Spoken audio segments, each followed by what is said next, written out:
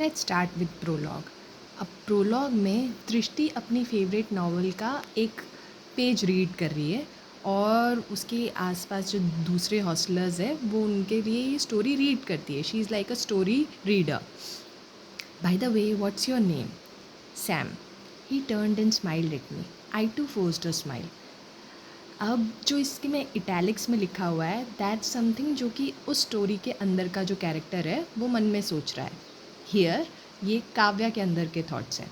I am really not good with boys, how can I be? I hardly got any chance to talk और be friendly with any boy.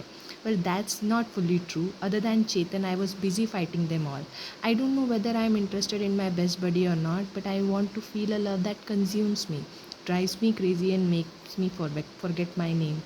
Chetan is quite popular among girls, but he is too good to be attractive to me. Maybe that's the reason he never succeeded in reaching down the core. He supports me every time, I know, but he never understood that the one who will win over me will be the one who will win me. अब यहाँ पे वो ये बता रही है कि वो बॉयज़ के साथ में इतनी अच्छी नहीं है। Actually she is trying to say कि उसका सिर्फ एक ही दोस्त है चेतन, और उसके साथ में भी वो हमेशा लड़ाई करती रहती थी।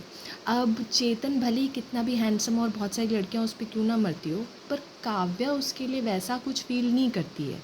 मीन्स चेतन उसकी सारी बातें मान लेता है, उससे कभी भी उसे फाइट बैक करने की कोशिश नहीं करता। And she is trying to say the one who will win over me will be the one who will win me. मतलब जो मेरी बातों से मुझे जीतने की कोशिश करेगा, क्या पता वही एक दिन मुझे भी जीत जाए। I am craving for someone who is manful enough to stand in front of me, lion-hearted to change my decisions, and amply brave to express his emotions openly to me, ignoring my outer rudeness. Maybe only then he could probably find a way to my clumsy, complicated heart. He should be in love with me, the real me, and never wish to make any changes in my crazy habits, not even intentionally. He should understand me even better than I understand myself, trust me even more than I believe in myself. The list is endless. तो अब वो यहाँ पे ये बता रही है कि वो किस तरीके का पार्टनर एक्सपेक्ट कर रही है। ऐसा कोई जिसमें इतना दम हो कि वो उसके सामने खड़े होकर उसके डिसीजंस को चैलेंज कर पाए, even if she is making any mistake, या फिर वो जो उसका आउटर टफ सा एक्सटीरियर है उसके सामने खड़ा तो हो पाए, तभी तो वो उसके कॉम्प्लिकेटेड हार्ट के अंदर जा पाएगा। प्लस उसे उससे सच्ची में प्यार होना चाहिए, सिर्फ दिखावे वाला प्यार नहीं, और वो उसे इतने डीप लेवल पे समझता हो जितना कि वो खुद भी अपने आप को ना समझती हो।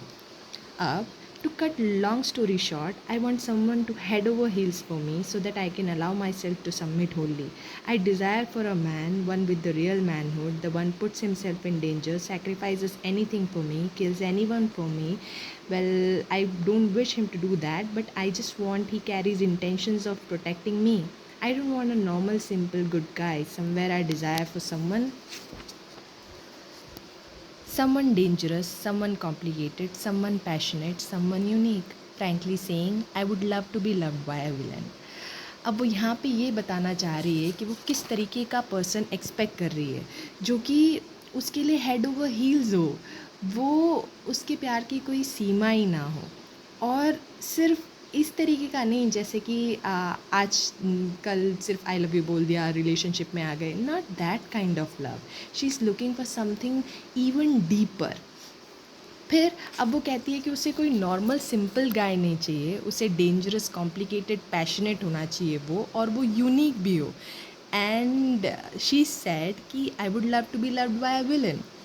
अब ये कंफ्यूजिंग है, और वो भी आगे बोल रही है वो, I know it's kind of confusing, so I have left everything on my heart beats, when it will go up with someone's touch, voice or appearance, I would know.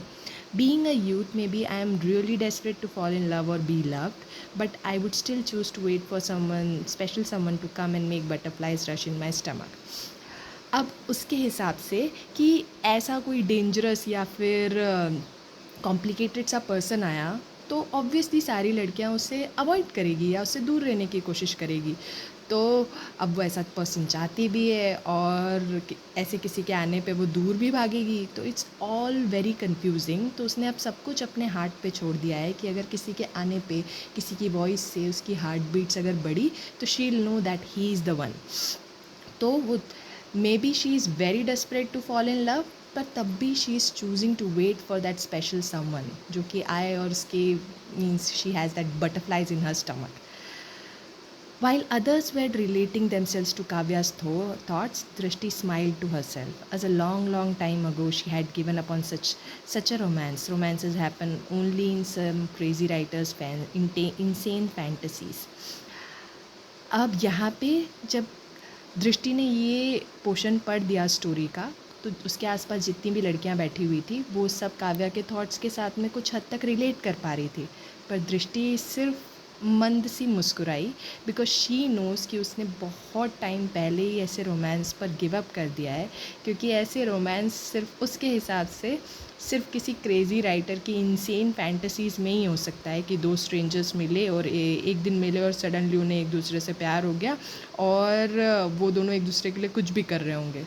ये रियल लाइफ में possible नहीं है. Let's see.